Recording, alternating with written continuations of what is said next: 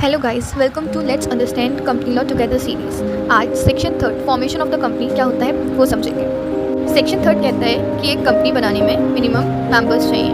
Public company के लिए at least 7 members, private company के लिए एटलीस्ट 2 मेंबर्स और ओपीसी के लिए सिर्फ 1 मेंबर से भी कंपनी बन सकती है। बस एक कंडीशन है, सबको एमओए मतलब मेमोरेंडम ऑफ एसोसिएशन साइन कराना होता है और कंपनीज एक्ट के प्रोसीजर फॉलो करने होते हैं।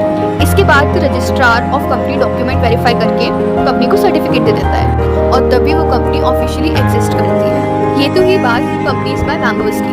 अब कंपनी बाय कैपिटल भी फॉर्म हो सकती है। बाय कैपिटल भी कंपनी 3 टाइप्स की होती है।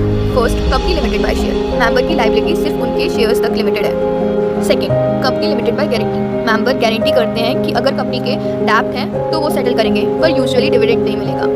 और थर्ड, अनलिमिटेड कंपनी, मेंबर की लायबिलिटी अनलिमिटेड। ये कंपनीज बहुत रेयर होती है। अब ये मिनिमम मेंबर्स क्यों जरूरी है? अगर मेंबर्स मिनिमम से कम हो और कंपनी 6 महीने से ऑपरेट कर रही हो, मेंबर पर्सनली लायबल होने सकते हैं कंपनी की लायबिलिटीज के लिए। सो यही था बस सेक्शन थर्ड में। याद रखो, कंपनी का बर्थ सिर्फ लॉ के रूल्स फॉलो करने से होता है, वरना सेम ड्रीम ही रह जाता है। कंपनी लॉ को और बेटर तरीके से समझने के लिए सब्सक्राइब करें।